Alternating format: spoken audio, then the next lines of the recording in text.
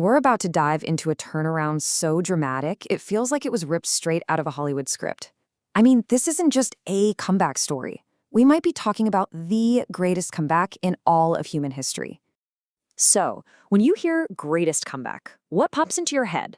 Maybe a sports team pulling off an impossible win down by 30? Or a company that was totally on the ropes? Yeah, those are impressive, but the story we're exploring today is on a whole other level. We're talking about an entire empire brought to its knees, facing annihilation, only to somehow snatch victory from the jaws of total defeat. This is an epic tale. All right, so an empire on the brink. To really get why the comeback is so incredible, we first have to understand just how bad things got. And I mean bad. We're jumping in our time machine back to the early 7th century, where the Eastern Roman Empire, the successor to ancient Rome, is in a world of trouble. And just look at how fast it all falls apart. I mean, it's breathtaking. In 602, the popular Emperor Maurus gets overthrown and brutally murdered by this tyrannical officer named Phocas. Well, that gives the Persian king, Khusro II, who happened to be a friend of Maurus's, the perfect excuse to launch a so-called war of revenge.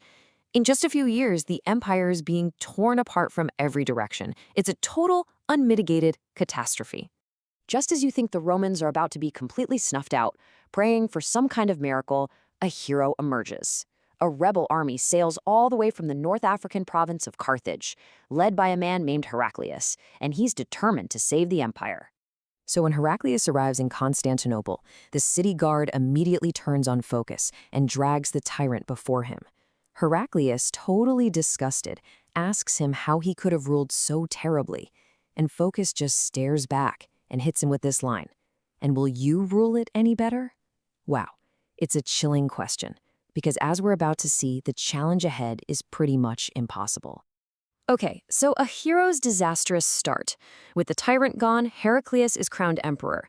You'd think, great, this is where the comeback begins. But you'd be wrong. This is where things go from catastrophic to straight-up apocalyptic. Heraclius decides he's got to take matters into his own hands. Against the advice of all his counselors, he chooses to personally lead his army into battle, and that was a huge deal. No emperor had done that for centuries. He is putting everything on the line, hoping to prove he's the hero everyone was waiting for.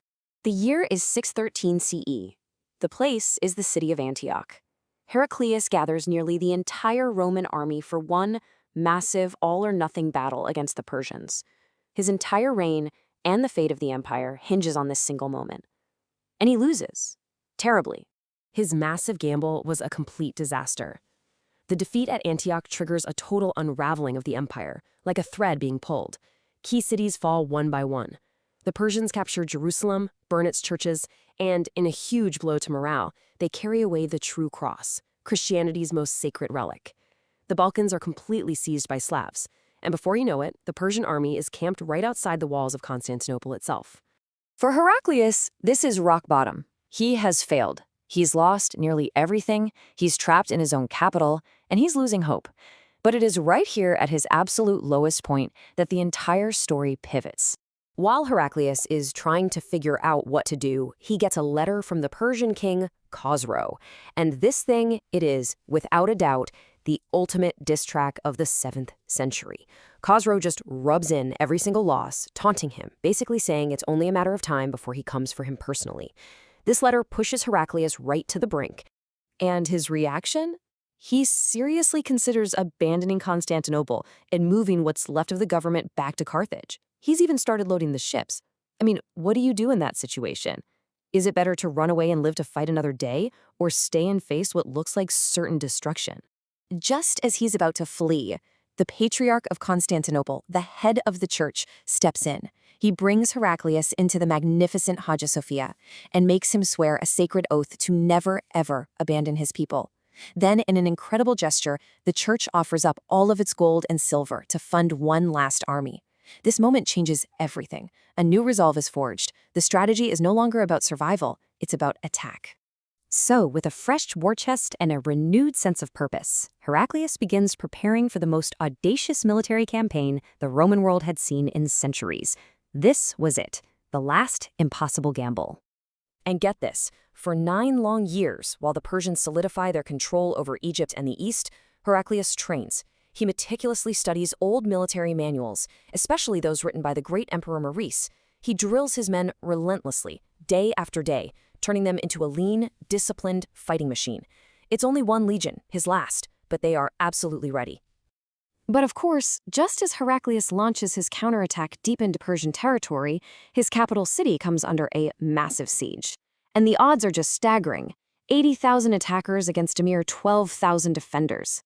Heraclius faces an agonizing choice. Does he rush back to save his city and give up all his gains, or does he trust its legendary walls to hold and press his attack? He chooses to press on. And this right here is where Heraclius proves he's not just a warrior, but a master strategist. Roman agents intercept a letter from King Khosrow ordering the execution of his best general, Sharbaras. Now, instead of just using the intel, Heraclius does something absolutely brilliant.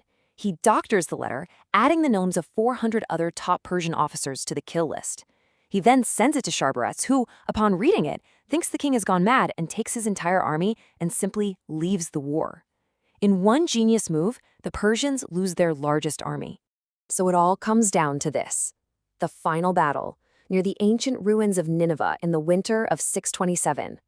Heraclius lures the remaining Persian army into a trap by faking a retreat.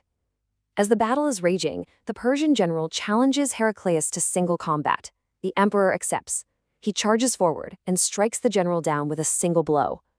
2 more Persian champions challenge him, and he defeats them as well.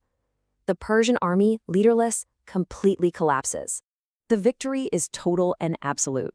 The Persian nobility, seeing the writing on the wall, overthrows and executes Khosrow. His son immediately sues for peace. All Roman territory is returned, the true cross is sent back, and the Sassanid Persian Empire, Rome's rival for centuries, collapses into a devastating civil war. It's a complete restoration. The comeback is complete. Heraclius returns to Constantinople, a living legend. It should have been the perfect ending, right? Out of a storybook. But history is rarely that simple. His greatest victory was about to have a shocking and unforeseen consequence. You just have to picture the scene.